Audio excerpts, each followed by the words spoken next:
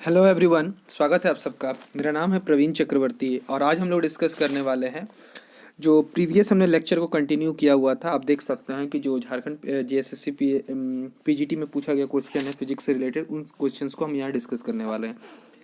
तो पिछले वीडियो में हमने डिस्कस किए थे कुल 3 क्वेश्चन, ठीक है। वीडियो को मैंने ज़्यादा बड़ा नहीं किया था। ये हमारा है क्वेश्चन नंबर 4 और अगर आपने प्रीवियस 3 क्वेश्चन नहीं देखे हैं तो आप उनको जाके देख सकते हैं। वीडियो पूरी देखने की ज़रूरत नहीं है, आप जाके उनके सॉल्यूशंस देख सकते हैं, ठीक है। सॉरी, क्वेश्चंस देख सकते हैं। चलिए मैं यहाँ पर क्वेश्चन पढ़ देता हूँ। आपका क्वेश्चन आपके होम स्क्रीन पे दिख रहा होगा, तो आपको पता होगा इसका आंसर। आप देख सकते हैं ग्रीन कलर से पॉइंट आउट किया हुआ, ठीक है। लेकिन क्वेश्चन को बनाने का तरीका क्या होना चाहिए, अप्रोच, वो मैं आपको बता रहा हूँ जिनसे नहीं सॉल्व हो रहा। तो क्वेश्चन क्या कह रहा है कि calculate the ratio of the mass of an electron moving with the kinetic energy of 20 MeV, यानी 20 मेगा इलेक्ट्रॉन वोल्ट से कोई एक इलेक्ट्रॉन है वो मूव कर रहा है, उसका जो है मास, ठीक है, यानी m to its rest mass, उसका इलेक्ट्रॉन का रेस्ट मास कितना है जो कि गिवन है 0.51। ये तो आपको याद रखने वाली बात है, ठीक है। दोनों का रेशियो निकालना है, यानी m/m0 का आपको क्या निकालना है, रेशियो निकालना है। तो आपको देखना है कि ये रेशियो क्या होगा, ठीक है, आपसे पूछा गया है। तो वीडियो को पॉज कीजिए, फिर आप इसे सॉल्व कीजिए, ठीक है। देखिए मैं आपको अब बता रहा हूँ किस तरीके से सॉल्व करेंगे। सबसे पहले आपको बोल रहा था कि आपको रेशियो निकालना है m/m0 का। आपको पता है कि जो m होता है वो जनरली तौर पर m0/√/1 - v²/c² होता है, जहाँ m0 होता है रेस्ट मास और ये जो 1/√/v² - c², इसको आप कहते हैं गामा कहते हैं, जो इंक्रीजिंग फैक्टर यहाँ पे हो जाएगा, यानी गामा टाइम्स ऑफ m0। तो इसका मतलब आपको जो रिक्वायर्ड रेशियो निकालना है वो m/m0, इसका मतलब m जो था वो आपका गामा m0 है और आपका m0, तो m0 m0 कैंसिल हो जाएगा, यानी आपको फाइंड आउट करना है गामा की वैल्यू। गामा क्या है फिर से मैं बता दे रहा हूँ, 1/√/v² - c², ओके। ये आपको निकालना है। तो देखिए क्वेश्चन में और क्या कह रहा था कि जो काइनेटिक एनर्जी पहले से दी हुई है, ठीक है, और रेस्ट मास पहले से गिवन है। तो जो काइनेटिक एनर्जी अगर गिवन है आपके पास, तो आपको पता है कि अगर कोई काइनेटिक एनर्जी गिवन होता है तो जो रिलेटिविस्टिक पार्टिकल्स होती है उनके लिए काइनेटिक एनर्जी होता है गामा-1 इंटू m0 इंटू c², ठीक है। और वो अकॉर्डिंग टू द क्वेश्चन आपके पास गिवन है 20 MeV, ठीक है, वो कितना है 20 MeV। और अकॉर्डिंग टू द क्वेश्चन जो है, जो रेस्ट मास है वो जो है वो 0.51 है। वो यानी रेस्ट मास जो होता है वो m0 c² जो है वो है 0.51 MeV, ठीक है। तो देख सकते हैं अब यहाँ से m0 c² कैंसिल आउट हो जाएगा, यानी गामा-1 बराबर यहाँ से 20 और 0.51 को अगर हम डिवाइड करते हैं तो वो अप्रॉक्सीमेट 39.22 के आसपास मिल रहा है। That is gamma is equal to 39.22 plus 1, that is approximate आपका 40.22, यानी option number A is your right answer, okay. I think आपको इस क्वेश्चन का जो अप्रोच है वो आपको समझ में आया होगा। कोई बड़ा क्वेश्चन नहीं है, आप आराम से सॉल्व कर सकते हैं। मैं यहाँ सॉल्व कर रहा हूँ, कोई बड़ी बात नहीं है, आप कर सकते हैं और मेरे से बेटर कर सकते हैं। क्वेश्चन 2 है जो अगला क्वेश्चन, सॉरी क्वेश्चन नंबर 5 की बात कर रहे हैं। आप स्क्रीन पे मैंने दिखा दिया है। ऑप्शंस को मैं थोड़ा सा मिनिमाइज नहीं कर पा रहा हूँ, बट आप देख सकते हैं यहाँ से बोला गया कि नीचे दिए गए लॉजिक डायग्राम, यानी एक लॉजिक गेट्स का आप बताने, इसके लिए बुलियन बुलियन एक्सप्रेशन आपको लिखना है, ठीक है। तो जो ऑप्शंस हैं आप देख सकते हैं, जो आपकी स्क्रीन पे क्लियर विजिबल है, ठीक है। इसको तो आप डायरेक्टली सॉल्व कर सकते हैं इस क्वेश्चन को।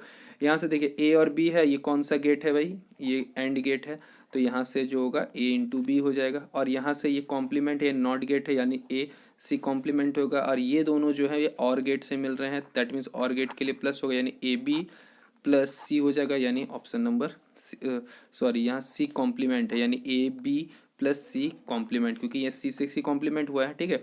और अगर ये नॉट नहीं रहता तो सिंपल सी हो जाता डायरेक्टली, अगर कनेक्टेड रहता, अगर ये गेट नहीं होता, डायरेक्टली कनेक्टेड रहता तो ए बी प्लस सी हो जाता, ओके। तो इस क्वेश्चन का आंसर तो आपको आसानी से समझ में आ गया होगा।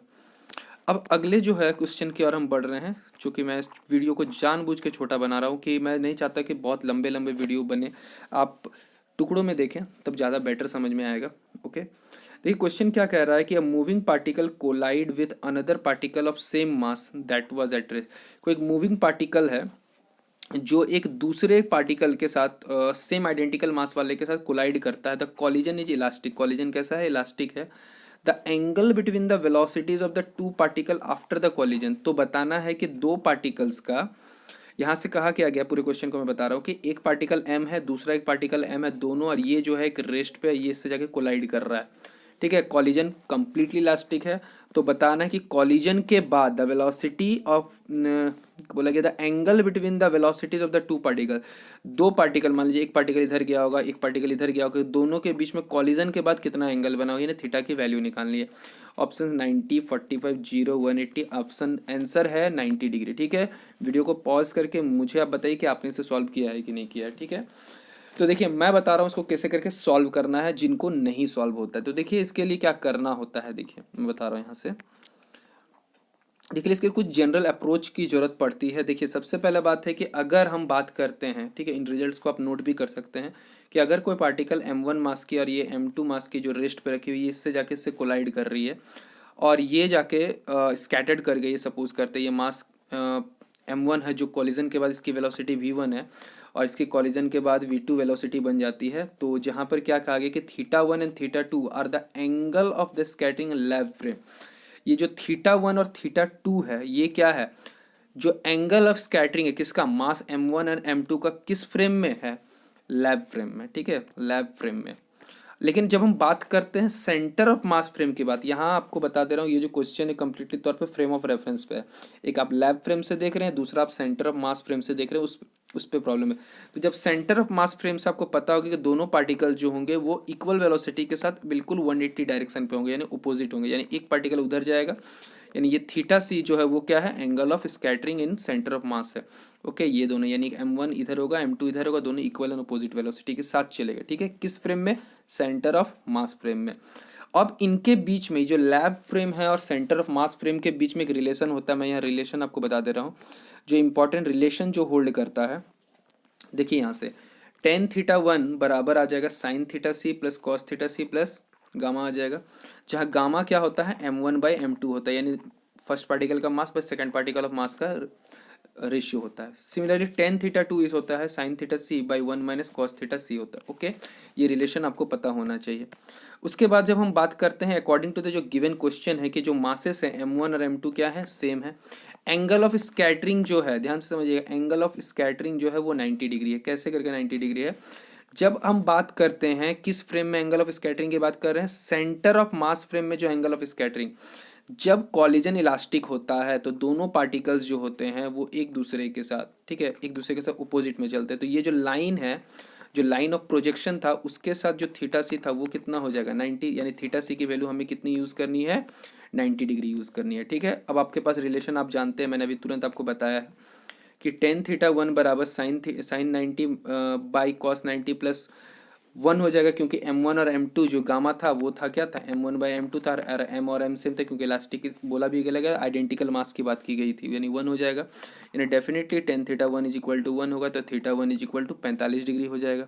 ओके, सिमिलरली जो आपका tan θ2 आ जाएगा उसके लिए sin 90/1 माइनस कॉस 90, तो sin 90 1 हो जाएगा, सॉरी tan θ2 के लिए आपका 1 आ जाएगा, तो tan थीटा जो θ2 है आपका 45 डिग्री। ओके, यानी एक बार जो है आपका θ1 45 डिग्री है, दूसरा जो है वो θ2 कितना है, 45 डिग्री, यानी दोनों के बीच में हम बात कर रहे हैं। यहाँ से आपसे क्वेश्चन में जो पूछा गया था, यहाँ से देख सकते हैं कि बोला गया था कि कॉलिजन के बाद दोनों पार्टिकल के बीच में एंगल है, यानी θ1 और θ2 मिला के 45 और 45 आपका कितना डिग्री बन जा रहा है, 90 डिग्री। और अकॉर्डिंग टू द क्वेश्चन आप देख सकते थे, इस क्वेश्चन में पूछा भी यही गया था कि the angle between the velocities of the two particle, दोनों पार्टिकल जब प्रोजेक्शन के बाद, सॉरी कॉलिजन के बाद दोनों अलग अलग हो गए होंगे, तो उनके बीच का एंगल बताना था, जो कि अकॉर्डिंग टू द क्वेश्चन आपका क्या आ रहा है, 90 डिग्री, यानी option number A is your right answer. I hope कि आपको ये वीडियो पसंद आई होगी। कोई भी डाउट अगर हो तो कमेंट सेक्शन में कमेंट करके आप पूछ सकते हैं। Thank you.